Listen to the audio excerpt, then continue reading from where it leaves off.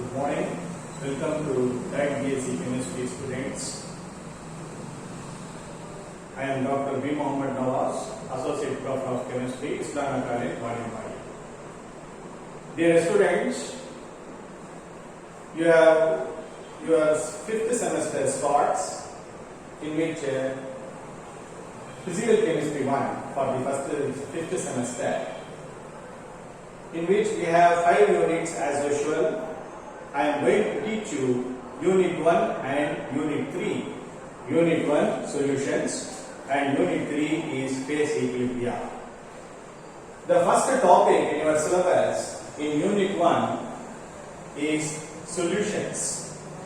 In solutions, we have first topic solution of gas in liquids.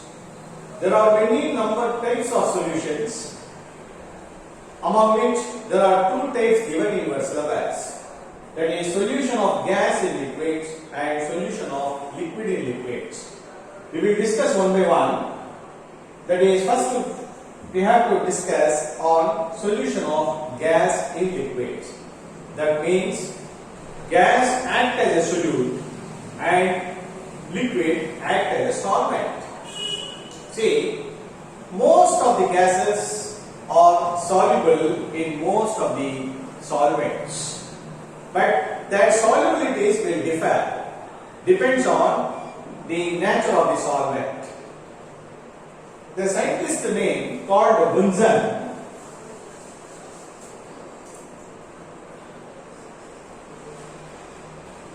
who introduced the solubility of a gas in different liquids.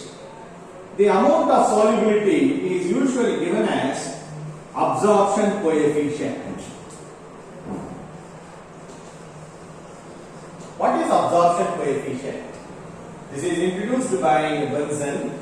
He said that the mass of a gas reduced at normal temperature and pressure, dissolved per unit volume of a solvent at a given temperature and at standard pressure is called absorption coefficient.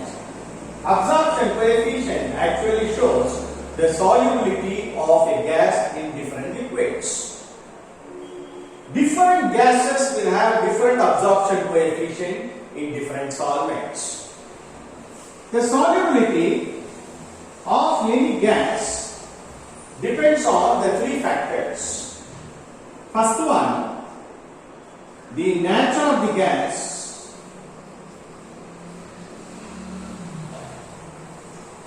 and nature of the solvent.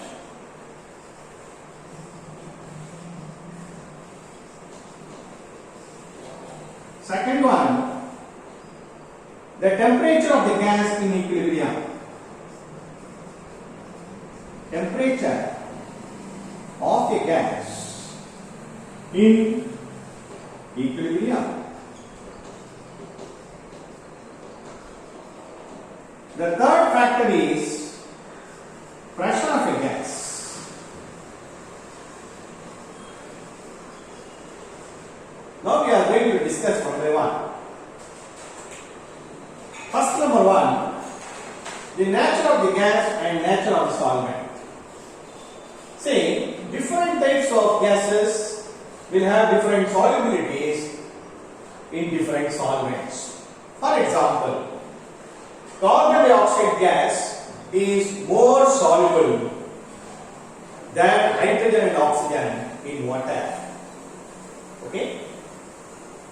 Similarly, the gases which are easily liquefiable will be having higher solubility. For example, hydrochloric acid, ammonia, these gases are highly soluble in water when compared to benzene. So therefore, those gases which can exist in the form of ions in solutions are highly soluble. Mostly liquefiable gases are highly soluble in water. For example, the ammonia and hydrochloric acid is highly soluble in water when compared to benzene. So therefore, that is the solubility of any gas depends on the nature of the gas as well as the nature of the solvent. Most of the gases are highly soluble in water when compared to other solvents like benzene, chloroform, alcohol, etc. Number 2, temperature of a gas in equilibrium. How temperature affects the solubility of a gas in a liquid. Usually, the solubility of a gas diminishes with rising temperature. That means the solubility inversely related with the temperature. As the temperature increases, the solubility of any gas in a given solvent decreases. Therefore, the solubility and the temperature are inversely related with each other. This is second factor. Third factor, pressure of a gas. Pressure plays a major role in the solubility of a gas. See, the liquids and solvents solubility does not depend on the pressure, whereas particularly in the case of a gas, the solubility mainly depends on the pressure of a gas. This is explained by the third point, the solubility of a gas with respect to pressure is expressed by a law called Henry's law. What is actually Henry's law? Henry's law explains the solubility of a gas with respect to the pressure. According to him, the mass of a gas dissolved per unit volume of a solvent is directly proportional to the pressure of a gas in equilibrium at a given temperature. So here M actually refers to the mass of a gas. Mass of a gas. P is equal to pressure of a gas. Okay. M directly proportional to P, or I can write it as M equal to Kp. K is a proportionality constant called Henry's constant. K is Henry's constant.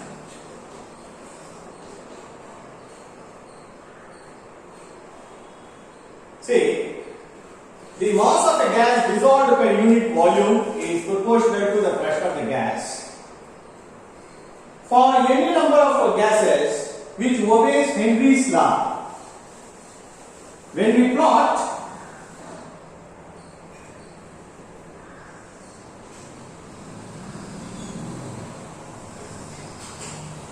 the solubility of a gas against the pressure,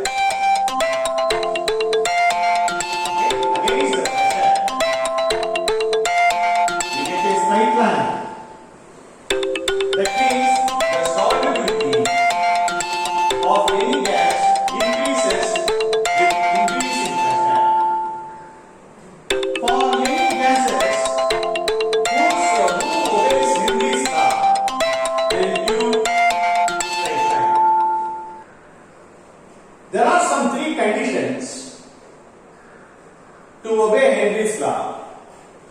First condition is the pressure of a gas should not be too high. Second condition is the temperature of the gas should not be too high. And third one is the gases which are going to dissolve, it will not get dissociated or react with the solvents. When these three conditions satisfy, they satisfy Henry's law. So according to Henry's law, the solubility of any gas mainly depends on the pressure. Okay. This is about Henry's law. Henry's law is very important 2-mark question. Next we are going to study. The next topic is solution of liquid in liquid.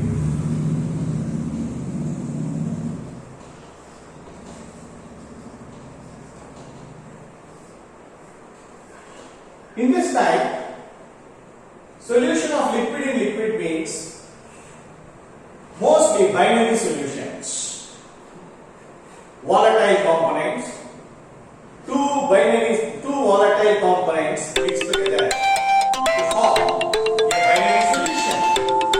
In the binary solution, for example, a liquid A and liquid B is mixed together, it forms a binary solutions. This explained by the another law called Raoult's law. What is Raoult's law? Suppose if I consider a binary solution made up of constituent A and constituent B. Okay. According to Raoult's law, the partial vapor pressure of any constituent is equal to the product of vapor pressure of that constituent in its pure state multiplied by its mole fraction. Okay. Similarly, in the binary mixture, we have two constituents present. The vapor pressure of constituent B, the partial vapor pressure of the constituent B will be equal to the vapor pressure of a constituent B in its pure state multiplied by its mole fraction. Therefore, according to Raoult's law, the vapor pressure of any constituent will be equal to the product of the vapor pressure of the same constituent in its pure state multiplied by its mole fraction. This is given by Raoult's law. Now let us consider a binary mixture made up of Na moles of A and Nb moles of B. Okay? Nb actually represents the quantity of B. Na actually represents the quantity of A. Then, how can we write their mole fraction?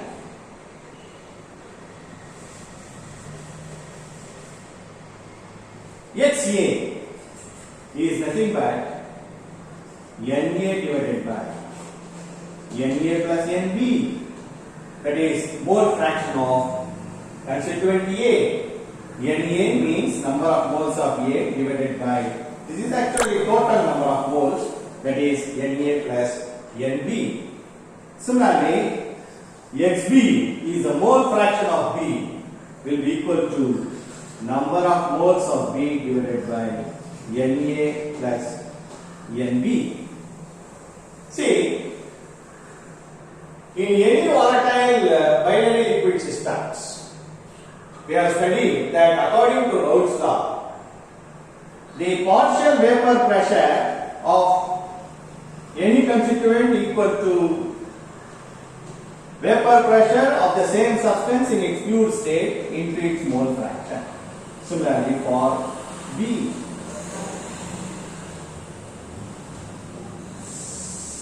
T naught A and T naught B are the vapor pressure of pure A and B. Xa and Xb are their corresponding mole fraction. According to Dalton's law of partial pressure,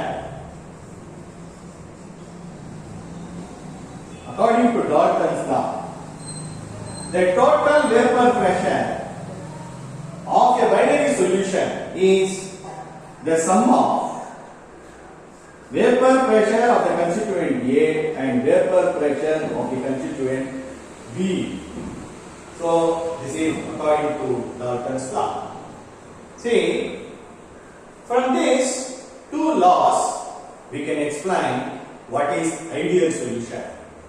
Ideal solution is a solution which obeys Raoult's law at all concentrations, at all temperature and pressure.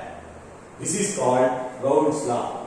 So those solutions which obeys Raoult's law at all concentrations, at all temperatures, then that is called ideal solution. Usually, ideal solutions, okay, the ideal solutions, the similar type of molecules forms ideal solutions. For example, a mixture of N-butyl chloride and N-butyl bromide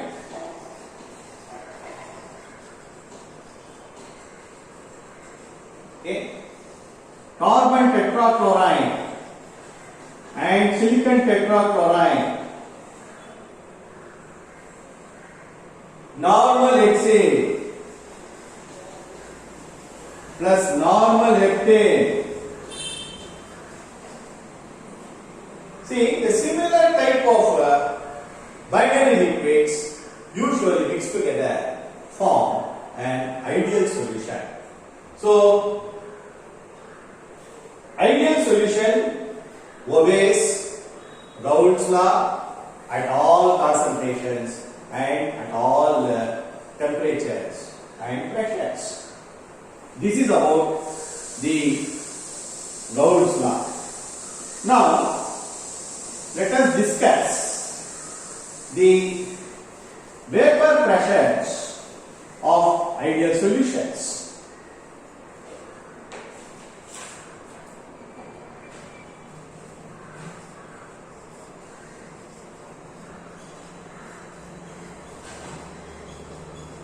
Vapor pressure of ideal solution.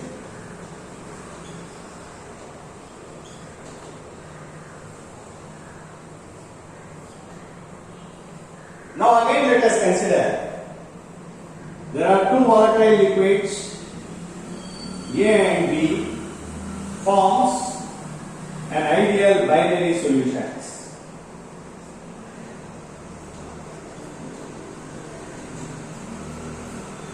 The partial vapor pressure of constituent A is taken as PA and partial vapor pressure of constituent B is taken as PB. See, these two forms an ideal mixture or a binary solution. The total vapor pressure is given as PA plus PB. Similarly, what will be the partial vapor pressure of A and partial vapor pressure of B according to Raoult's law? Just now we have studied. PA equal to P naught A into XA. What is PA? Vapor pressure of constituent A. P naught A is the vapor pressure of constituent A in its pure state, XA mole fraction. Similarly, the vapor pressure of B is taken as P naught B into XB. Now, when we plot the vapor pressure against mole fraction, they give you a straight line. Now let us see the graph.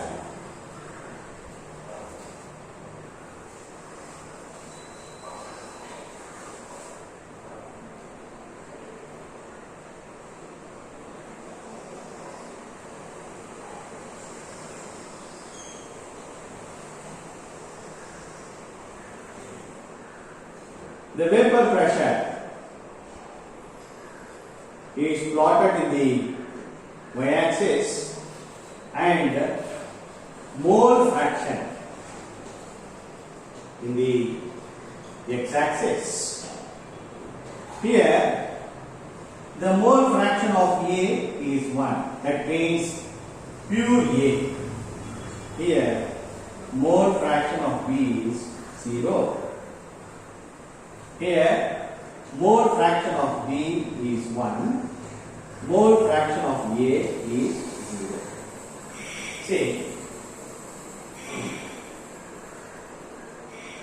this is vapor pressure of pure A. Its vapor pressure goes on, decreases like this. This is called Rhodes law line. Similarly, this is vapor pressure of pure constituent B because its mole fraction is 1. So, we get a straight line like this. When we join these 2 points, it will give you the total vapor pressure. The total vapor pressure, as we have studied, according to Dalton's law, it will be equal to vapor pressure of constituent A and vapor pressure of constituent B. Here, PA actually vapor pressure curve of constituent A, which should obey Rhodes law, that is, it will be equal to P naught A into XA. This is vapor pressure line of constituent B, that is, PB is equal to P naught B into XB. At any given composition, we can easily find out the total vapor pressure of the constituent. For example, at 0.8 moles of see, in this point, at 0.8 moles of substance B, the total vapor pressure of the solution is, here I can write it as, total vapor pressure will be equal to P naught A into 0.2 because the remaining is 0.2 plus P naught B into 0.8.